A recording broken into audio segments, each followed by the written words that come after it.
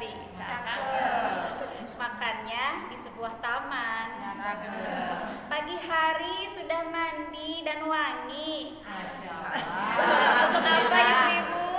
Pastinya berjumpa dengan Majlis Taklim Baitur Rahman. Masya Allah, sehat ya ibu? Alhamdulillah. Allahu Akbar. Satu lagi. Saya orang orang senang pantun ibu. Cita-cita ke kota Mekah. Cakep. Masya Allah. Singgahnya di kota Arab. Cakep. Syukur alhamdulillah. Saat ini kita sudah tiba di bulan Rajab. Alhamdulillah. Rabbil alamin. Mari sama-sama kita berdoa. A'udzubillahi minasyaitonirrajim. Bismillahirrahmanirrahim. Allahumma barik lana fi Rajab wa Sa'bana wa balikna Ramadan. Ya Allah, berkahilah umur kami di bulan Rajab dan Sya'ban ya, serta pertemukanlah kami di bulan Ramadan. Amin. Amin ya Allah ya Rabbal alamin. Ini pagi hari doa yang luar biasa yang kita panjatkan, insyaallah diijabah oleh Allah ya. Baik ibu-ibu, tidak berpanjang kalam, saya awali dengan mengucapkan doa. Tadi sudah banyak doa yang dihaturkan, yang dipanjatkan untuk saya pribadi. Saatnya saya pun berdoa untuk ibu-ibu ya, dengan mengucapkan Assalamualaikum warahmatullahi wabarakatuh. Waalaikumsalam warahmatullahi wabarakatuh. Alhamdulillahirabbil alamin wa bihi nasta'inu ala umuri dunya wa din wa ala alihi wa sahbihi wasallam. Rabbi shrah sadri wa yassir li amri wahlul 'uqdatam min lisani yafqahu qawli. Shadaqallahul azim. Puja puji syukur senantiasa tercurah kepada Allah Rabb semesta alam, Allah yang begitu mencintai kita ya, bahkan saking mencintainya kita, beliau memiliki sifat Rahman dan Rahim ya. Atas nikmat-nikmatnya Allah yang telah Allah berikan kepada kita, maka kita diharuskanlah selalu mengucapkan syukur alhamdulillah ya. Dengan kita banyak bersyukur, dengan kita banyak mengucapkan syukur alhamdulillah, insyaallah nikmat kita akan selalu ditambah oleh Allah ya. Tapi barang siapa yang mengkufuri nikmat-nikmat Allah dengan cara diberi nikmat masih kurang, diberi nikmat tidak menganggap ya, bahkan yang terlihat adalah yang buruk-buruknya saja, maka niscaya tidak akan bertambah rasa bersyukur, tapi akan merasa berkurang terus. Karena apa? Sudah mengkufuri nikmat ya. Lama-lama nikmatnya akan Allah ambil, Allah cabut. Auzubillah min dzalik, summa na'udzubillah. Allahumma sholli ala sayyidina Muhammad wa ala alihi wa sahbihi wasallim. Semoga kita semua mendapatkan syafaat dari baginda besar Nabi Muhammad sallallahu alaihi wasallam.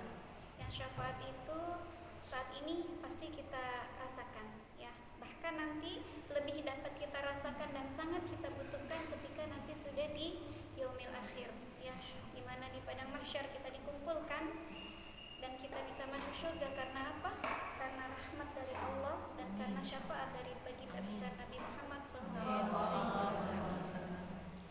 Makanya kita haruslah selalu bersolawat kepada Nabi besar Muhammad SAW. Karena dengan kita bersolawat, maka tumbuhlah kecintaan kita kepada Rasul. Setelah itu apalagi kita banyak-banyak membaca kisah-kisah teladan tentang Nabi besar kita ya. Kisah-kisah teladan banyak sekali, dari mulai beliau diciptakan oleh Allah sampai nanti beliau dimatikan oleh Allah ya. Bahkan beliau sudah tidak ada pun, kehadiran beliau masih sangat hidup ya bersama dengan kita. Karena banyak teladan-teladan yang telah Allah berikan kepada kita, teladan-teladan yang telah Allah berikan kepada Nabi dan untuk kita teladan. Alhamdulillah, ibu-ibu semua sehat? Alhamdulillah. Alhamdulillah, luar biasa Allah. Ingat materi kemarin ya tentang apa kita berkata jujur ya, jujur dan sabar gitu ya hari ini.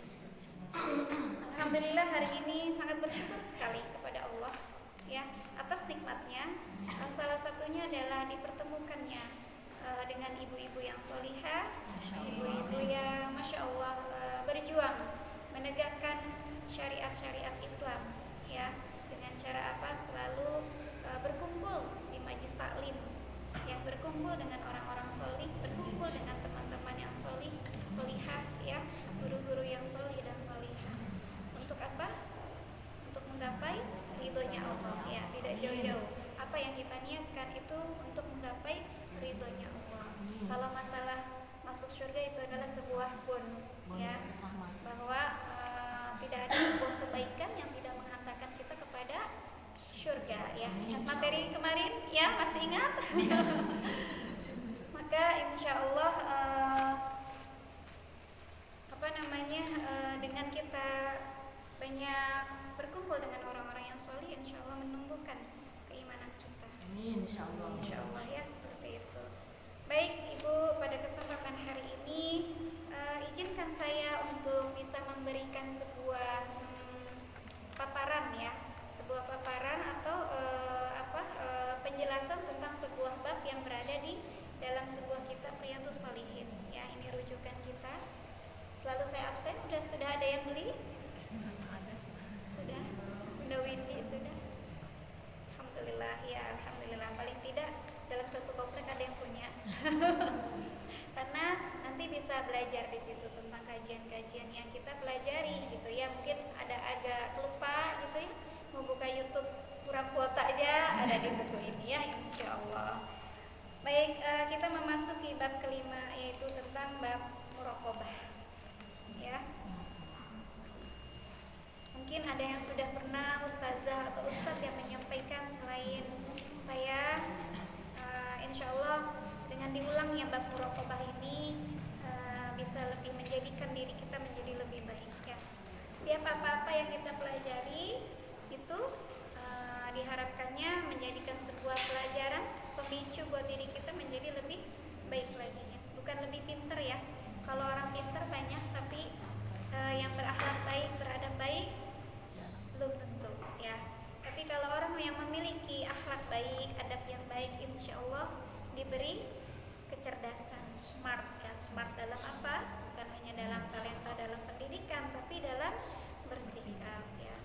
Berapa banyak ibu-ibu orang yang pendidikannya tinggi, tapi sepertinya tidak, kalau orang tua zaman dulu tidak makan bangku sekolah, ya. Padahal bangku sekolah emang nggak boleh dimakan, ya. Kayak debus jadinya, ya. Iya, tapi seperti tidak sekolah seperti itu. Kenapa? Itu pembedanya ada di keimanan, ya.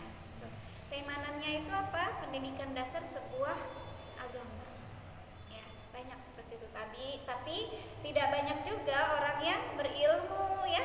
Orang yang berpendidikan tinggi, akhlak adabnya sangat baik. Contohnya guru-guru kita yang sudah terdahulu, ya. Jadi biasakan kita melihat sesuatu yang bagus-bagus, ya. Materi kita dulu tuh.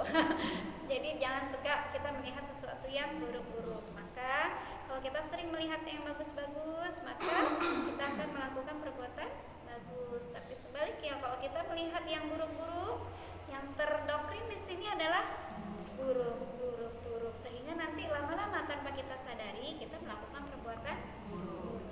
Seperti anak kecil aja, kalau kita nyuruh, ya, jalan, jangan lari, karena yang diulang-ulang itu lari, maka dia lari. Kamu mah, ya, kalau mama larang kayak disuruh, gitu. Padahal mungkin bahasa kita yang kurang pas. Ketika ada anak berlari, maka ingatnya adalah berjalan, nak, jalan, ayo jalan Soli, berjalan, ya, berjalan. Nanti dia input yang ada di otaknya adalah jalan. Itu contoh hal kecil sebuah pendidikan dari dasar. Ya, jangan kalau anak kita main game, terus main game, terus mama udah bilangin. Jangan salahin kalau anaknya nggak berhenti main game, ya. Gitu, karena apa, ngomongnya terus ya ayah, terus nonton aja, terus ayahnya asik nonton. Gitu. Makanya kalau ada anak baca Al-Quran, Masya Allah, terus baca Al-Qurannya terus, nanti dia baca Al-Quran terus, ya. Gitu. Karena otak kita memang disetting seperti itu, ya. Sesuatu yang berulang-ulang, maka itu akan menjadi sesuatu yang berbekas di dalam ingatan kita. Bahkan jadi lama-lama ketika sering dilantunkan, dia sudah berbekas di otak kita, maka nanti bisa secara tidak langsung tubuhnya sudah secara langsung tuh bergerak karena ucapan dari mulut masuklah ke telinga, disimpanlah di dalam sebuah otak, dari otak memerintahkan ke tubuh kita untuk bergerak. Itu sistem kerja otak sebenarnya ya. Nah, mulai dari sekarang ya ibu-ibu, kita ulangnya yang baik-baik ya. Insya Allah bisa ya belajar. Buat saya pribadi juga sama seperti itu. Baik, bab berikutnya adalah tentang bab muraqabah ya. Ibu sudah pernah dengar kata muraqabah? Pernah ya pastinya ya, sering, apalagi di majlis taklim kita sering sekali mendengar bahkan mengucapkan sebuah kata muraqabah. Kira-kira muraqabah itu apa ya ibu? Ada yang bisa? Merasa diawasi, betul sekali, masya Allah, barakallah ya. Muraqabah itu adalah pengawasan ya. Kalau dalam segi bahasa ya, secara sikap ya, dari secara sikap berarti muraqabah itu adalah sikap mental kita ya, sikap mental kita yang bahwasanya diri kita itu selalu diawasi ya, selalu diawasi, selalu diperhatikan gitu ya. Itulah muraqabah. Tentunya diawasi oleh siapa? Oleh Allah Subhanahu wa taala. Itulah makna dari muraqabah. Atau bisa juga muraqabah itu adalah sebuah perasaan ya, sebuah perasaan atau keadaan yang bisa merasakan kehadiran Allah dalam segala kondisi. Ya, bisa merasakan gitu. Bisa mendatangkan perasaan merasa ada Allah di setiap dalam kondisi kita.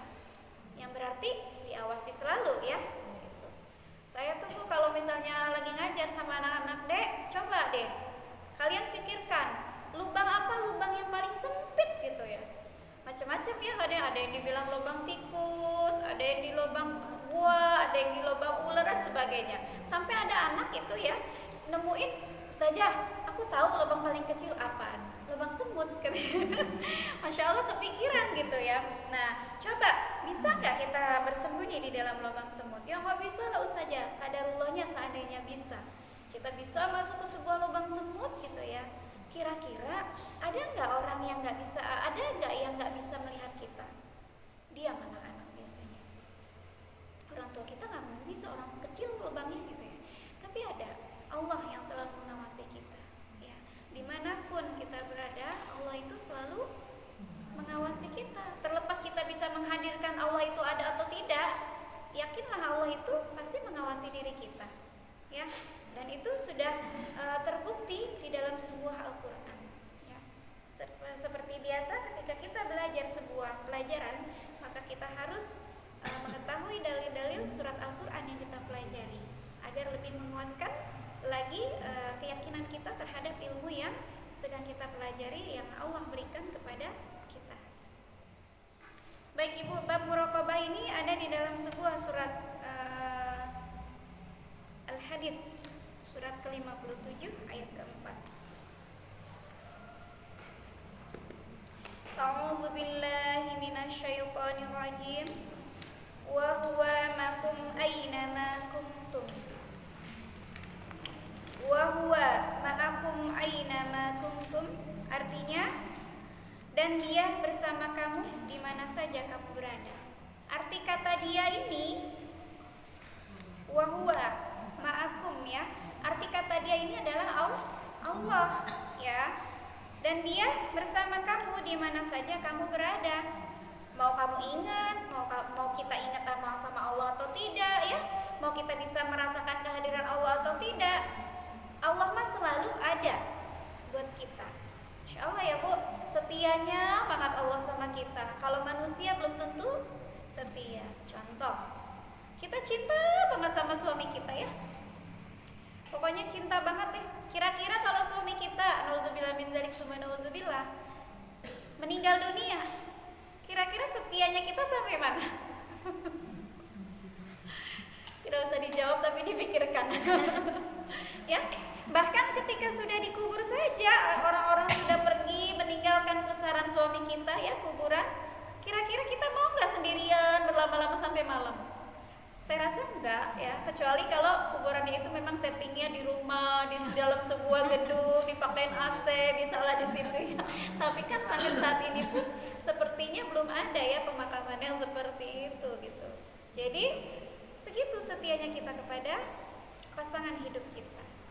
Enggak, saja insya Allah saya mah sampai akhir gitu kan, saya nggak akan menikah lagi. Wallahu a'lam bishawab. Ya, kita tidak boleh mengucapkan itu gitu kalau tidak ada hal-hal yang mendasarinya, karena di depan sana kehidupan kita adalah gaib ya, kita hanya punya perencanaan tapi Allah yang membuat takdir ya, seperti itu.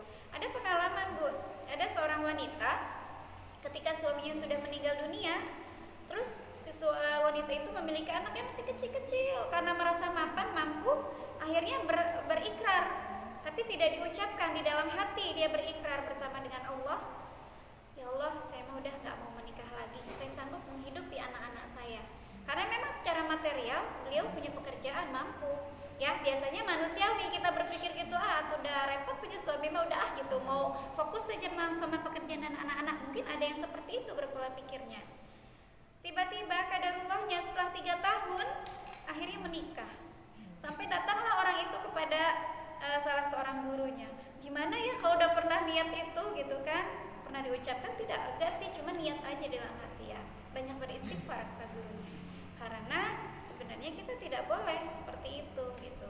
Kalaupun memang ada niatan seperti itu ya sudah, jalankan saja kehidupan ini ya, karena di depan itu adalah gaib. Kita tidak tahu, bahkan habis dari sini aja ada kejadian apa, ada yang tahu di sini? Tidak ada yang tahu ya gitu. Jadi membiasakan diri itu segala sesuatu itu sesuai dengan ketetapannya Allah, itu yang namanya ilmu tawakal ya, seperti itu ya. Berikutnya ada lagi di dalam sebuah surat Al-Fajr. Al-Fajr juz berapa Bu Al-Fajr? Juz 30 ya.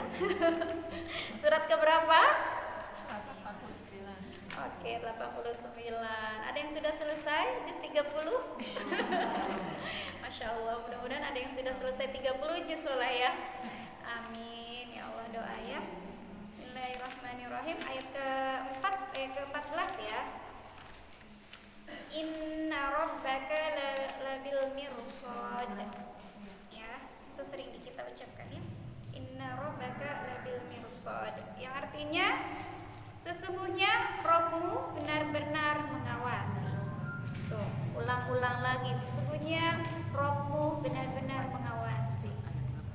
Masya Allah ya. Setelah dengar ayat ini bagaimana Bu perasaannya? Ayat 14. Sesungguhnya Rabbmu benar-benar mengawasi. Allah tuh selalu mengawasi 24 jam Bu. Kalau kita mengawasi anak kita ada lalainya, ada rehatnya ya. Makanya jangan suka terlalu khawatir meninggalkan anak di mana, melepas anak di mana. Kenapa? Sesungguhnya ada Allah yang mengawasi anak-anak kita. Itu yang saya tanamkan Bu kepada diri saya, keluarga saya, itu bahkan kepada mbah-mbahnya anak-anak gitu. Anak jauh ya di negeri seberang, berangkat usia masih 14 tahunan.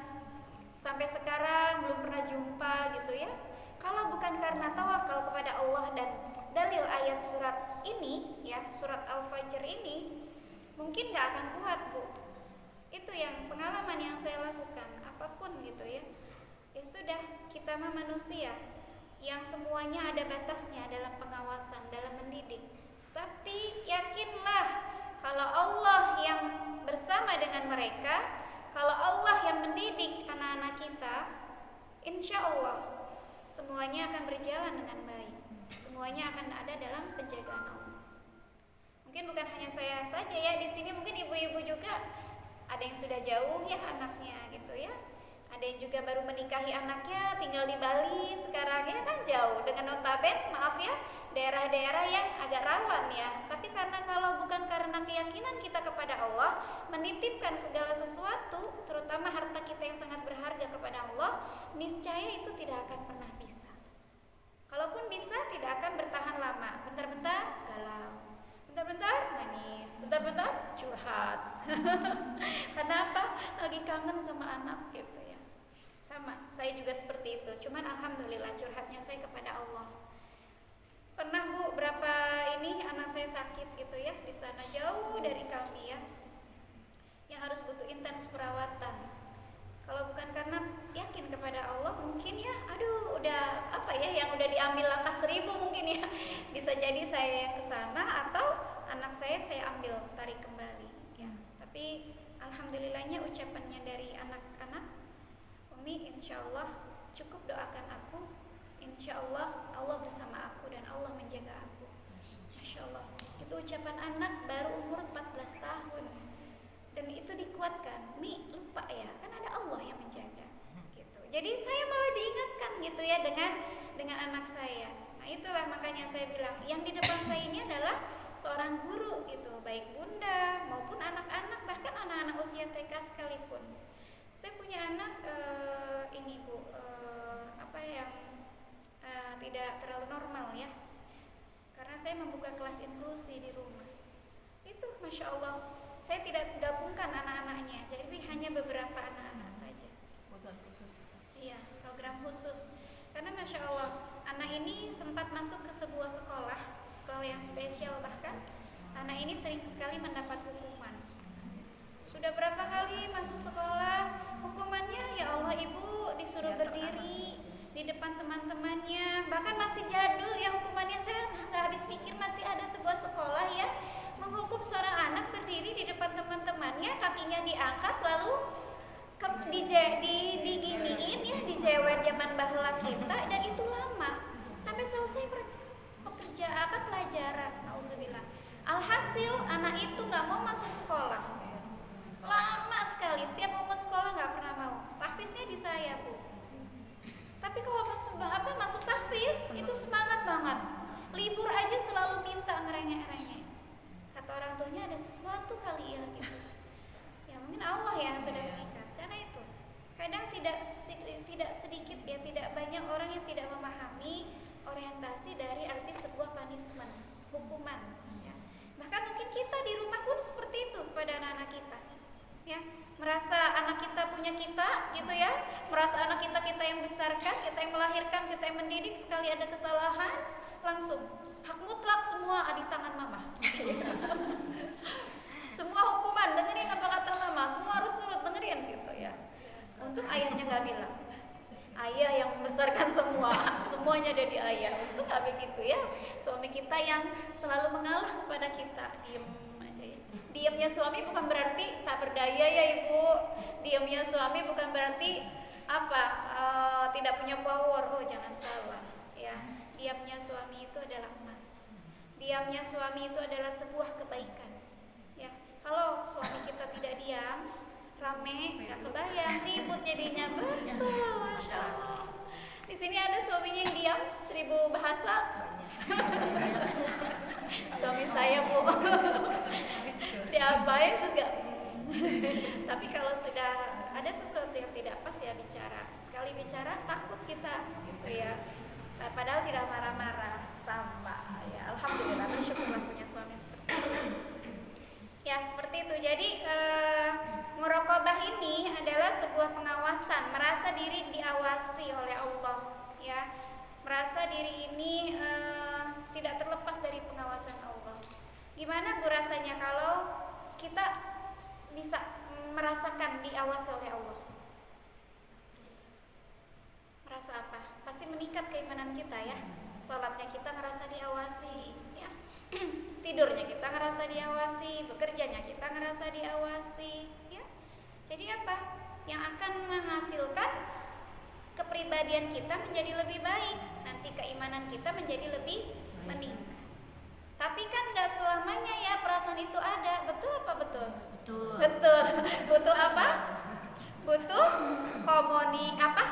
butuh apa ini namanya lingkungan ya. Butuh sebuah lingkungan yang kondusif, yang bisa menghadirkan, menciptakan perasaan kita merasa selalu diawasi oleh Allah. Ketika lingkungan itu sudah kondusif, sudah menguatkan diri kita, salah satunya taklim. Dengan kita taklim seperti ini kan salah satu menguatkan kita ya. Oh iya, baru pulang melangkah, mulutnya gatel ngomongin orang, iya Allah ngedengar.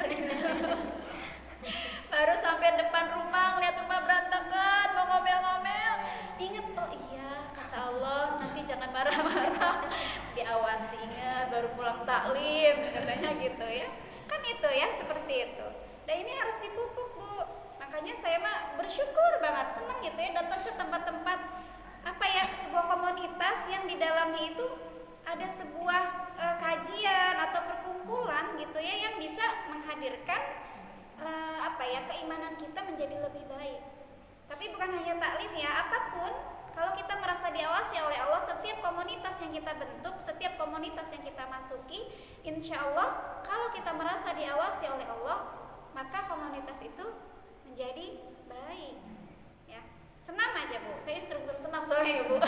Yang notabene ya kata orang senam tuh begitu, tapi bagaimana kita bisa mengkajinya, bagaimana kita bisa mengemasnya ya.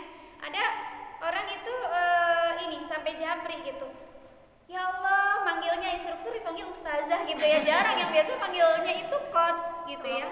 Ini ustazah, pas lihat oh dari Bali, masya Allah gitu ya.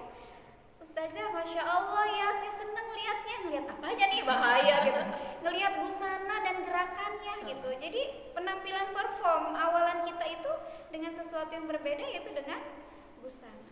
Yang membedakan kita dengan orang-orang di luar dari agama Islam adalah busana. Ya, betul tidak? Coba agama mana yang menutup aurat seperti agama Islam? Ada tidak? Tidak ada. Ya, cuma hanya Islam. Itu yang membedakan kita. Harusnya ketika kita sudah berhijab, sudah syar'i, maka kita harus menghadirkan, oh iya, hijabku ini karena ada Allah di sini. Sehingga setiap kita berkata-kata kita ingat dengan Allah. Ya, wasilahnya mungkin susah menghadirkan Allah dengan, aduh, aku pakai jilbab. Mau ngomong kasar nggak jadi, aduh, aku pakai jilbab. Begitu ada nggak Bu pengalaman? Kalau saya dulu gitu Bu. Saya mulai pakai jilbab itu usia, alhamdulillah dikasih hidayah kelas 3 SMP Bu. Dulu itu saya gaulnya sama anak-anak, ya Allah, beneran Bu. Jadi di zaman saya itu udah ada di tahun 80-an ya, 80-90-an tuh udah ada yang namanya anak-anak band-band. Cuman bandnya beda sama yang sekarang. Kalau dulu ngeband tuh kalau sekarang di studio gitu ya. Kalau dulu tuh gue cuma gembreng-gembreng, pakai gitar, nongkrong, duduk ya, kadang di depan rumah sampai jam berapa gitu. Dan saya suka musik memang. Tapi saya nggak bisa main musik. Bisanya ngejeplak. Dan itu senengnya nongkrong dan ikutnya paskibraka dulu ya. Bayangin Bu, paskibraka pendek, nyetrir gitu ya. Alhamdulillah saya masuk sebuah sekolah favorit ya. Saya ikut paskibraka. Percaya nggak Bu? Orang sekecil ini paskibraka. Tapi di zaman SMP dilalanya alhamdulillah tinggi saya mencukupi. Sering banget ke kota Depok ya, Kotip tuh dulu ya sering dipakai setiap panggilan apapun. Sampai bangga banget, bapak tuh ngebeliin sesuatu tuh bangga banget. Dek, Pak De ya, bangga banget beliin. Udah ada ininya, epauletnya belum? Atau emblemnya di sini? Oh, semua dicariin sampai ke pasar Pramuka dulu Bu nyarinya. Jauh. Tiba-tiba alhamdulillahnya kelas 3 mau masuk SMA itu udah hijab. Masih nongkrong tuh sama teman-teman. Saya senengnya main sama laki-laki Bu. Ya, tomboy. Tapi tomboynya girly kata orang. Gak tahu gimana tomboy. Artinya walaupun main sama yang lain alhamdulillah gak pernah ngomong lo gue. Jadi pas sekalinya bahasa gaul keluar pada ketawa teman-teman. Biasanya ngebahasainnya Santi. Ih kalau Santi mah gak gitu kan. Jadi pas ngomong pengen gitu nyobain, ih gue gak gitu, kaku gitu, kayaknya aneh gitu. Alhamdulillahnya Allah ciptakan settingan lisan seperti itu ya. Akhirnya pas sudah perpisahan kelas 3 SMP, kita perpisahan, tiba-tiba pas perpisahan pakai jilbab Bu. Heboh dong, semua guru-guru ya, semuanya heboh. Nggak salah gitu kan. Mimpi apaan lo gitu kan. Terus apa dapat hidayah lo? Udah biarin aja, diemin gitu ya. Itu sampai akhirnya malu ya kadang, ya Allah, langsung total hijabnya panjang. Masuklah ke sebuah SMA favorit di Cibinong, karena di Depok gak dapat, mental pindah rayon. Alhamdulillahnya di sana Allah kasih komunitas yang baik. Ketemu dengan seorang guru agama yang masya Allah sampai sekarang masih suka komunikasi ya. Semoga Allah muliakan beliau ya. Beliau adalah salah satu ustadz yang terkenal ya di Cibinong dan dapat hidayah dari beliau. Dulu sekolahan kami yang kalau foto jilbabnya harus masih diginiin Bu. Itu kita berjuang tuh Bu, bener-bener gak boleh buat ijazah ya. Akhirnya dari Bandung selama 2 bulan datang tiap pagi. Hari Jumat doang yang mereka nggak datang. Saya ingat banget tuh. SMA-nya di mana? SMA 2 Cibinong. Saya semampu. Udah gitu Bu, itu benar-benar yang sampai diliatin gitu gerak-gerik kita. Tapi alhamdulillah kalau dulu ya anak-anak rohis itu masya Allah ya berakhlak baik dan berilmu. Jadi sesuai gitu, adab sama IQ-nya sesuai. Alhamdulillah kita berprestasi semua sampai pada dapat pendidikan PMDK ya seperti itu. Itu sampai diawasi segitunya Bu, karena mungkin ngerasa aneh zaman dulu ya. Itu dengan jilbab yang panjang. Nah saya ingat banget dulu mau minta dibeliin jilbab tuh nggak boleh. Ya, tapi alhamdulillah orang tua sudah paham sekarang. Nah ada satu jilbab yang dibeliin oleh nenek ya, Uyut dari anak-anak itu sampai sekarang jilbabnya masih ada saya simpan. Jilbab pertama kali yang beliau belikan, itu saya masih simpan karena itulah, dan gamis dijahitin. Itu seneng banget setiap hari pakai jahit itu kalau mau kajian, setiap hari Minggu ya dulu itu seperti itu. Nah itu kita artinya dalam menciptakan sebuah muraqabah butuh yang namanya lingkungan. Ya, ketika lingkungan itu belum dapat maka kita mencari, berusaha mencari. Ya, langkah kakinya kita ke tempat-tempat yang baik, temannya kita berteman dengan orang-orang yang baik, seperti itu. Ya, baik. Berikutnya adalah ada sebuah hadis yang diriwayatkan oleh di sini banyak ya hadisnya ya. Saya mau ambil satu hadis. Abu Daud. Hadis riwayat Muslim, Tirmizi dan Abu Daud ya. Hendaklah engkau menyembah Allah seolah-olah engkau melihatnya, dan jika engkau tidak dapat melihatnya maka sesungguhnya Allah melihat engkau. Ya, ini adalah materi tentang ihsan. Ya, dari kita sudah bisa menghadirkan pengawasan, merasa diawasi oleh Allah, maka nanti Bu temannya dari muraqabah itu adalah lahirlah sebuah perasaan ihsan, ya, ilmu tentang ihsan. Apa ilmu tentang ihsan itu? Yaitu tadi, hendaklah engkau menyembah Allah seolah-olah engkau melihatnya. Tetapi kalau seandainya engkau tidak dapat melihatnya, maka anggaplah sesungguhnya Allah melihat diri kita. Ya, itu kan ada sebuah kisah yang dulu malaikat Jibril bertanya tentang sebuah makna ihsan kepada Rasulullah. Maka Rasulullah jawabnya seperti ini. Ya, di dalam sebuah kisah yang sudah pernah saya sampaikan waktu itu ya. Mudah-mudahan diingat kisahnya. Nah, ini yang namanya sebuah makna ihsan. Ini muraqabah di dalam sebuah ibadah, terutama dalam ibadah sholat. Ya, jadi kita kalau sholat kan ya, janganlah niatkan kita karena Allah, karena orang lain. Ya, terlihat khusyuk gitu ya, terlihat sujudnya tumaknina banget ya gitu ya, kalau bersama-sama gitu, apalagi kalau pakai mukena baru gitu ya, berlama-lama sujudnya gitu ya. Luruskan niat kita seperti itu. Janganlah seperti anak kecil ya ketika sholat itu di hadapan ustazahnya. Kalau saya Bu sholat itu ada sebuah sekolah itu kalau berjamaah itu barengan, jadi di hadapan ustazahnya hitungan 1 sampai 10 udah selesai berwudu, gelar bukananya 1, 2, anak-anak pada lari-lari itu semua. Lalu diingatkanlah, bersalawat diingatkan, sholatlah kamu, tunduk. Silakan Ibu, beliau harus ada acara lagi. Iya, di mana ya? Di luar ya sama ayah boleh? Mangga silakan. Ya seperti itu. Jadi ada anak-anak SD Bu kelas 2, dia kalau sholat jadi saling ngawasin karena ustazahnya biasa ngawasin, dia tuh ngawasin. Ntar udah selesai sholatnya pasti dia ngomong, ustazah tadi yang itu masa sujud ngomong geseran gitu. Maaf ya. Iya. Sehat-sehat selalu. Pesan aja ya. Iya. Waalaikumsalam warahmatullahi wabarakatuh. Terus temennya yang lagi enggak, tadi juga dia sujudnya lihat-lihat kanan kiri, akhirnya apa, jadi nggak khusyuk ya. Itulah anak-anak usia SD, TK, SD itu seperti itu, niatnya mau ngawasin temennya gitu ya, jadinya niatnya mau dilihat baik di depan ustazahnya, tapi akhirnya jadinya ngawasin temennya dan tidak khusyuk. Ya seperti itu. Makanya diperintahkan kepada Allah ya, dari Allah itu kepada kita, kalau kita mau beribadah yang khusyuk, maka pakailah pakaian yang terbaik. Ya, itu ada di dalam sebuah hadis tuh ya Bu. Contoh gini Bu sekarang, kalau seandainya kita nih, misal hari ini nih ya, tiba-tiba ada undangan dari gubernur misalnya via-nya melalui Ustazah Santi, Bu ada yang mau ikut gak sih, ada undangan makan siang di gubernur gitu, jam sekian kita harus berangkat. Kira-kira tertarik gak? Wah makan siang mah tertarik pasti. Terus ngapain dulu langkahnya? Cari baju. Nah cari baju, pulang dulu ya, tadi Ustazah pulang dulu gitu, padahal udah cantik ya baju yang dipakai.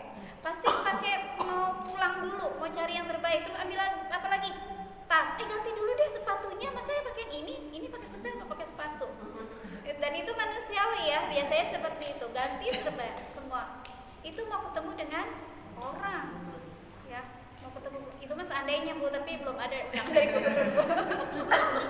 Kita berandai-andai. Itu undangan dari orang, memenuhi undangan dari orang. Bagaimana ketika kita memenuhi undangan dari Allah Subhanahu wa Ta'ala? Makanya diharuskanlah kita memakai pakaian yang terbaik. Ya, memakai pakaian yang terbaik, memakai harum-haruman. Ya, harum-haruman yang baik. Enggak juga yang haruman menyengat. Ketika bertakbiratul ihram, Allahu Akbar, semuanya pingsan. Karena wanginya sangat menyengat banget ya. Makanya ada yang sudah pernah ke Mekah ya. Insya Allah sudah mencium ya aroma wangi Mekah ya, Ka'bah ya, Masya Allah.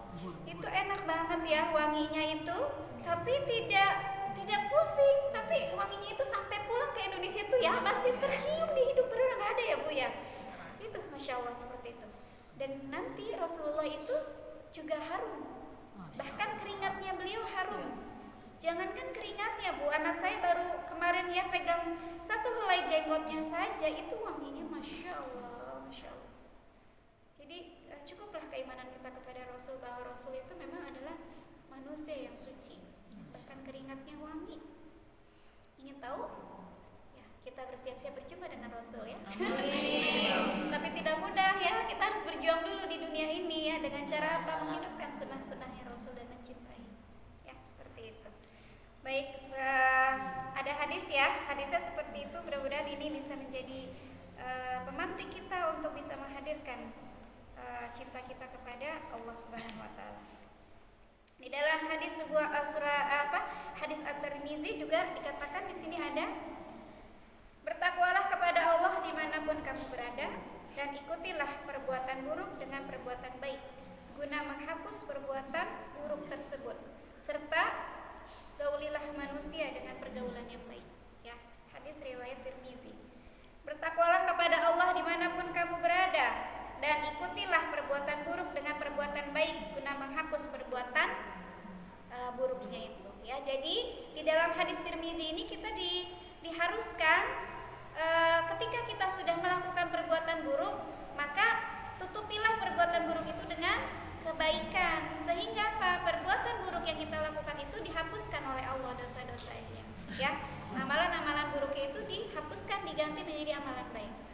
Makanya jangan pernah kita berpikir, aduh hari ini saya mah sial dulu dah, seharian sial katanya gitu. Ada ya kadang ibu-ibu yang mungkin kurang memahami ya pendidikan agama gitu ya, kurang disentuh dengan ayat-ayat Allah. Ada ya kadang mukanya musam, kenapa hari ini sial banget dah ya Allah. Padahal sialnya mungkin pagi ya, nggak beruntungnya pagi, tapi dia bilang hari ini sial banget. Ya udah, sama Allah dari pagi sampai malam itu dikasih keburukan, dikasih kesialan yang tidak ada ujungnya. Kenapa? Dari lisan ucapannya. Harusnya ketika kita dalam satu hari, kan kita juga bukan malaikat ya Bu, pasti ada sesuatu lalainya kita ya. Misal, aduh nggak tahajud hari ini, biasanya tahajud, tiba-tiba nggak tahajud, sedih Bu ya rasanya gitu. Udah kebangun jam 3 tapi ntar setengah 4 aja gitu.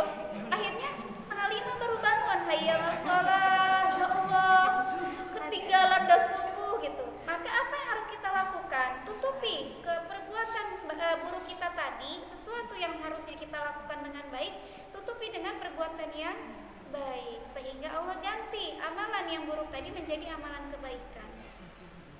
seperti itu ya, kita mulai. Atau misalnya kita biasanya sudah infak sebelum subuh, pas subuh tidak infak ya, karena kita berjamaah misalnya di masjid, kan itu yang bisa mengeluarkan kita infak ya, berjamaah masukin. Kalau di rumah mungkin ada ya sistemnya ya, transfer gitu ya, transfer tabungan misalnya sehari 1.000 2.000 gitu ya, atau kita 5.000 misalnya transfer ke rekening ini. Kalau kami udah punya sistem tuh Bu kayak gitu, jadi tidak ada alasan tidak keluar rumah tidak berinfak.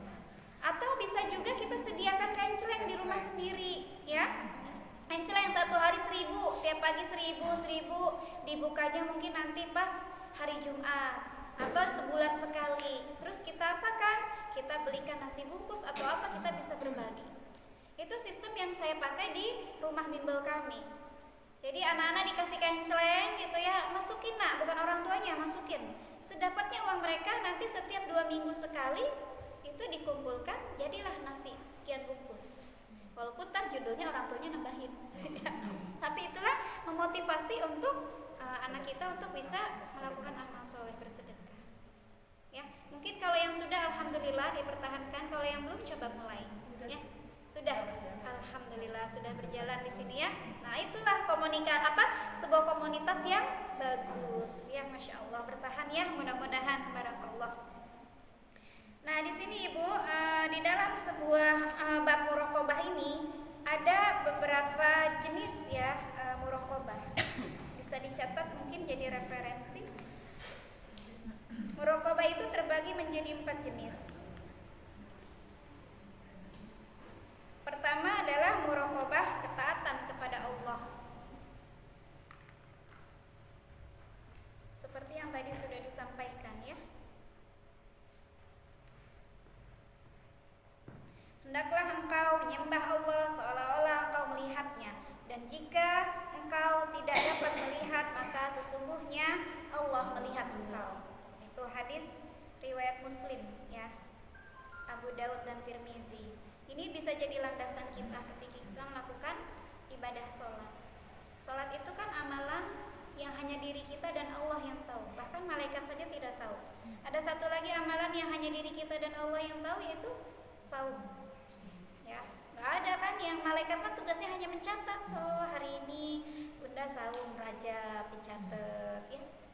Oh hari ini beliau tidak saum, dicatat. Tugas malaikat hanya itu. Tapi yang ada di dalam hati kita itu hanya Allah yang tahu. Ya. Nah, sholat pun seperti itu. Jadi jangan pernah menjas seseorang itu, dia mah sholatnya nggak diterima. Ya, terutama ke anak kita, Dek, kamu nih sholatnya nggak diterima sama Allah gitu.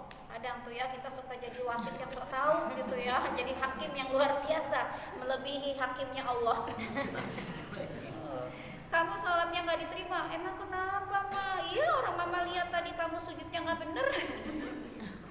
Tapi kan segala sesuatu terlihat dari zahirnya, memang ya. Kan saya bilang jujur itu terlihatnya dari perkataan dan perbuatan gitu ya, seperti itu. Tapi ya bahasanya mungkin lebih dikemas, Dek.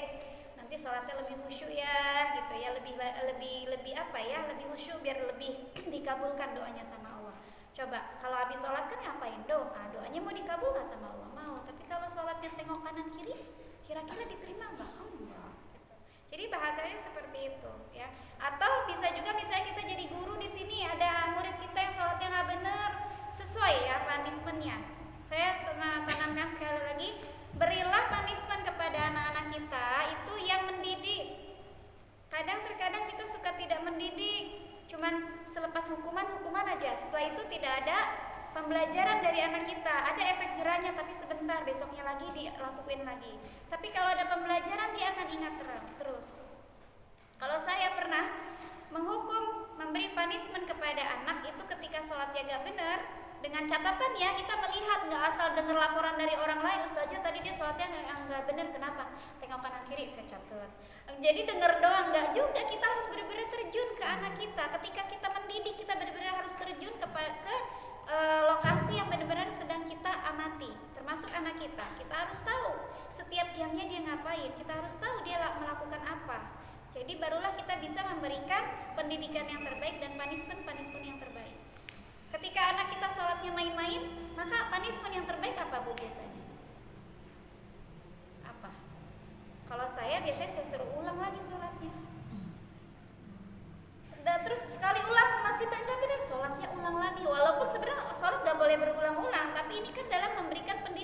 sampai ada efek jerah. Ternyata kalau sholat gak khusyuk capek, betul gak? Iya. Tapi kalau sholatnya khusyuk sekali mantep.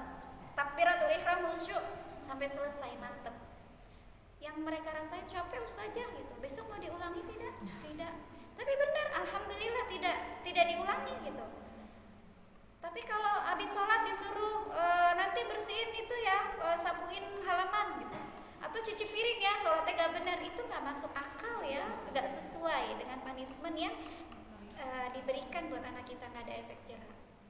Atau ada juga yang melakukan sesuatu yang tidak baik, infak ya, 1.000. Kalau anak yang uangnya banyak, enak cuma 1.000, masukin ya, nggak bisa seperti itu. Kita memberikan punishment itu yang mendidik ya. Menghadirkan muraqabah, pengawasan kepada Allah saat kita sedang sholat itu diawali dengan berwudu ya. Muraqabah saat ketaatan kita kepada Allah dengan berwudu ya. Kalau berwudu kita benar, insya Allah semua tahapan-tahapan kita sholat itu menjadi benar. Betul? Ada bab berwudu ya, biasanya tuh ya, nanti sebelum kita sholat kita harus apa? Berwudu dulu. Kalau berwudunya asal-asal, niscaya sholat kita akan khusyuk. Percaya Bu? Karena itu banyak. Kalau anak-anak zaman sekarang berwudunya itu cuman gitu Bu, kakinya cuman set.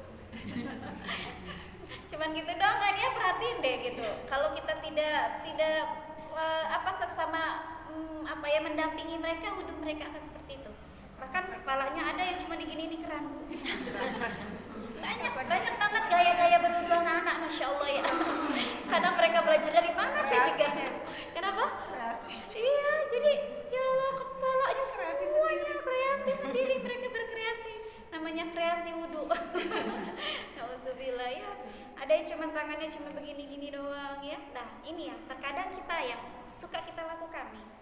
Kadang kalau saya juga selalu ingat-ingat, kadang ini suka ke kebablasan yang nggak terjamah sedikit saja di sini. Makanya yang baik itu wudunya adalah diginiin, bukan begini ya, tapi dari sini ke sini ya. Kalau sudah Rasul itu ya berwudunya seperti itu, begini. Kalau kita kan seringannya begini ya.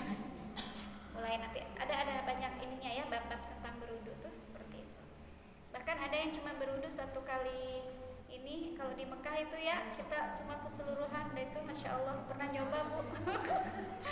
Nah itu harus butuh ilmu yang cukup ya, teknik yang biar bisa sempurna gitu. Kalau secara teknik mungkin bisa ya, berwudu satu ginian buat kesini, tapi ternyata bisa secara teknik, tapi sempurna atau tidak kita tidak tahu ya. Gitu. Makanya ngeri.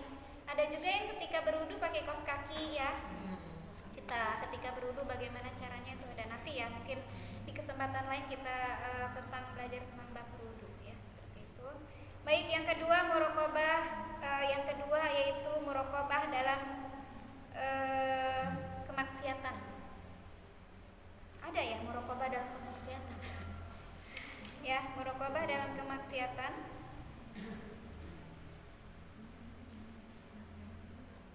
Artinya ketika kita bermaksiat itu hadirkan muraqabah ya, hadirkan Allah di setiap kegiatan kita. Ketika nauzubillah mungkin lagi terlepas kita lagi maksiat ya, maksiat kita banyak ya, mungkin tanpa kita sadari gitu ya. Tiba-tiba kita lagi bermaksiat di handphone ya, udah dengar azan, Allahu Akbar, masih asik gitu di handphone, astagfirullahaladzim. Kita ingat kan, menghadirkan Allah tuh, muraqabah, Allah ngawasin, astagfirullahaladzim. Gak ada yang lain sih di rumah, tapi nyantai kadang kita. Kalau di rumah ada anak mungkin deh, ayo, biasa pemantik tuh anaknya, yuk kita wudu sholat, akhirnya kita tinggalkan. Tapi kalau kondisi kita sedang sendiri, syaitannya lebih kuat tuh ya. Makanya janganlah sendirian, kalau bisa kita berkumpul, sehingga apa? Syaitannya gak kuat mengganggu kita. Tapi kalau sendirian niscaya kita gak akan kuat ya. Bagaikan sapu lidi, kalau sendiri aja dia patah, tapi kalau dia berkumpul bersatu dia lebih kuat. Itulah diri kita. Makanya jangan suka asik dengan kesendirian ya. Udah PW di rumah, diem aja di rumah, gak keluar-keluar gitu ya. Bergaullah bersama masyarakat ya, tapi pergaulan yang baik seperti itu. Karena itu syaitannya lebih kuat. Asik bermaksiat di handphone, oh iya, hadirkan muraqabah muraqabahnya Allah ada, berhenti akhirnya.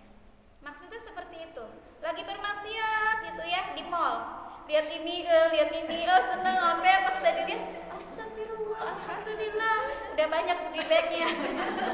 Langsung hadirkan kehadiran Allah di situ. Ya Allah, stop. Ya, lagi asik ngomel, ya Allah bermaksiatnya ngomel mulutnya kita ya, kalau lagi ngomel kan gak bisa berhenti ya Bu, dari A sampai Z tuh keluar tuh, masya Allah. Kita itu gudangnya kamus ya Bu, ibu-ibu tuh, masya Allah apa saja bisa keluar dari mulut kita, gitu ya. Kalau kita ngomelnya tidak dengan muraqabah, maka yang ada bablas terus. Bahkan hati kita dari pagi sampai malam itu jadinya mumet, ngomel aja ya. Ditanya, kok nggak semeringah hari ini? Lagi kesel. Keselnya sama siapa, marahnya sama siapa? Seperti itu ya, mudah-mudahan kita tidak seperti itu. Selanjutnya yang ketiga adalah muraqabah dari bersifat mubah. Muraqabah dari bersifat mubah ya. Mubah itu kan sesuatu yang apa? Tidak dilarang ya. Tapi kalau dikerjakan jadi apa? Sia-sia tidak, tapi sesuatu yang tidak ada manfaatnya gitu ya. Itu yang mubah gitu ya. Sesuatu yang seperti itu. Bermaksiat dari segala sesuatu yang mubah, yang mungkin leha-leha gitu ya, tapi belum waktunya masuk sholat, tapi leha-leha kayaknya mubah gitu kan.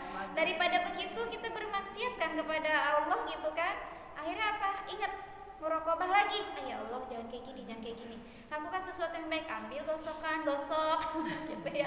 Daripada kadang kita mager kan ya Bu kalau di rumah ya.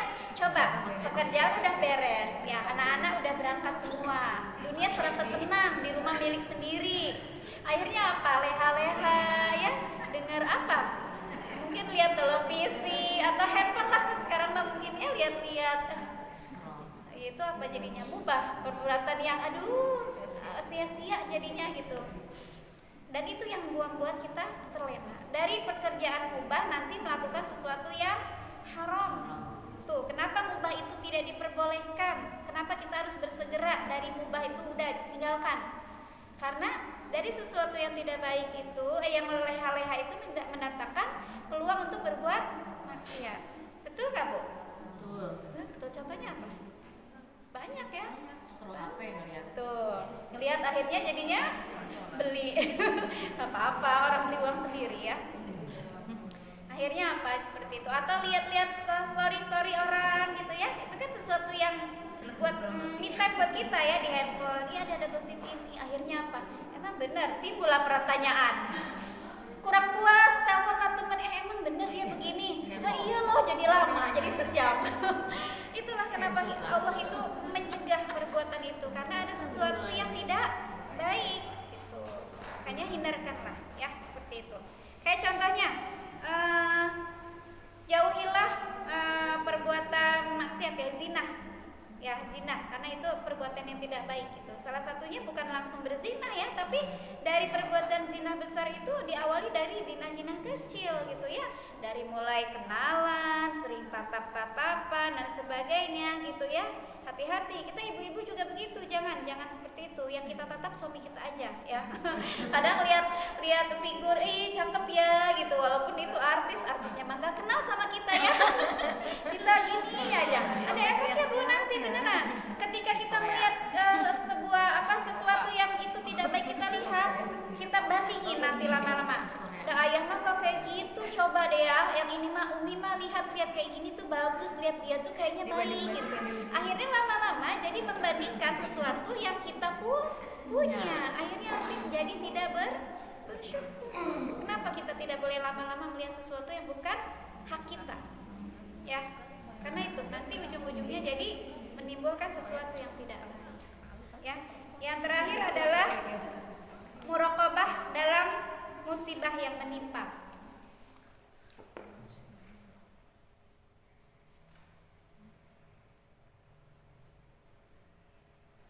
Ya, muraqabah dalam musibah yang menimpa. Artinya setiap apa-apa yang kita alami, terutama kalau musibah tuh yang sesuatu yang nggak baik ya, rata-rata.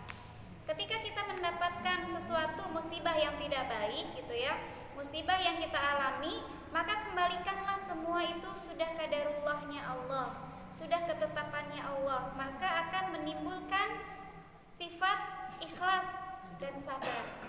Ya, kalau kita patokannya setiap apa yang kita alami ini sudah takdirnya Allah, insya Allah itu akan menjadi lapang. Ya, misalnya musibah apa yang kita alami, misalnya ditinggal meninggal atau kehilangan segala sesuatu yang ada gitu ya. Maka kalau kita berpikirnya ini adalah ketetapannya Allah, ya sudah, kita akan merasa lapang, ikhlas dan tawakal.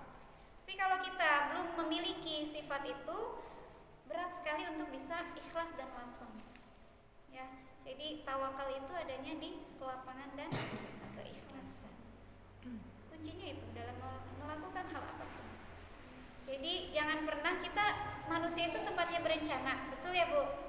Tapi yang membuat segala sesuatu itu adalah Allah. Maka ketika kita merencanakan segala sesuatu, terus qadarullahnya perencanaan itu berbalik 180 derajat dari apa yang kita rencanakan, maka kembalikan lagi kepada Allah.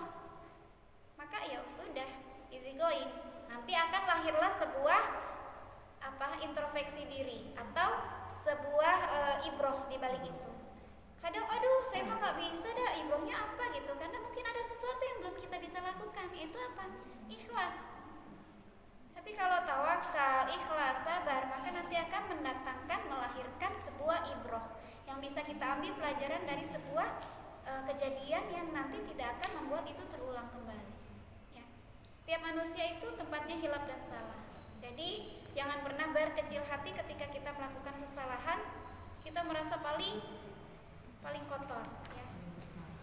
Paling menjas, selalu menjas diri kita.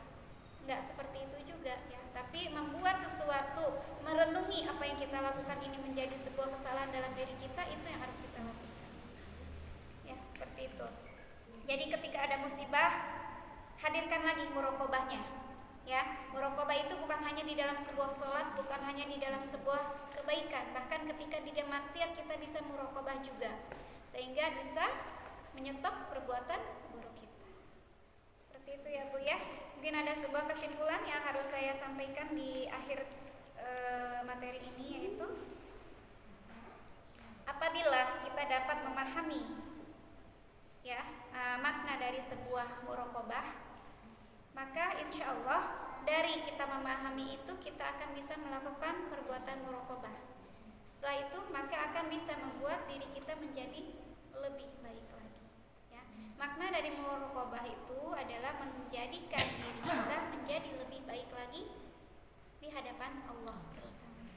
Ya. Mudah-mudahan kita di sini semua menjadi umat-umat Rasul yang terbaik. Amin. Menjadikan diri-diri kita ini teladan yang terbaik untuk keluarga kita. Amin. Mudah-mudahan kita, apa yang kita lakukan di hari ini atau di hari-hari yang sebelumnya dan seterusnya, mendapatkan keridhaan dan kecintaan Allah. Amin. Innamal a'malu binniyat. Segala sesuatu luruskan kembali niat kita. Ya, apapun yang kita lakukan, niatkan karena mendapatkan ridho dari Allah, sehingga setiap yang kita lakukan menjadi amalan terbaik buat diri kita. Sehingga apa? Kelak nanti ketika kita dipanggil oleh Allah, kita sudah siap dengan amalan-amalan terbaik. Prinsipnya Bu, kalau muraqabah itu adalah kalau kita lagi dalam keadaan baik, sholat, maka prinsipnya adalah jadikanlah itu perbuatan baik kita yang terakhir. Ya, apapun, mau lagi sholat, mau lagi apapun, lagi ngaji, kita nggak pernah tahu kapan usia kita dipanggil, tapi jadikanlah muraqabah itu adalah pengawasan Allah yang terakhir buat diri kita, sehingga ketika kita dipanggil oleh Allah dalam kondisi husnul khatimah. Ya, takdir kita sudah Allah tentukan, tapi takdir bisa dirubah dengan perbuatan amalan-amalan baik dan doa. Ya, insya Allah mudah-mudahan kita dimatikan Allah dalam keadaan husnul khatimah. Amin. Baik, untuk materi hari ini cukup sekian dari saya. Mohon dibukakan pintu maaf apabila ada kekurangan. Manusia itu tempat yang hilang dan salah, Allah adalah tempatnya yang benar. Jadi apabila ada kebenaran yang saya sampaikan, semata-mata itu adalah ilmu dari Allah Subhanahu wa Ta'ala. Assalamualaikum warahmatullahi wabarakatuh.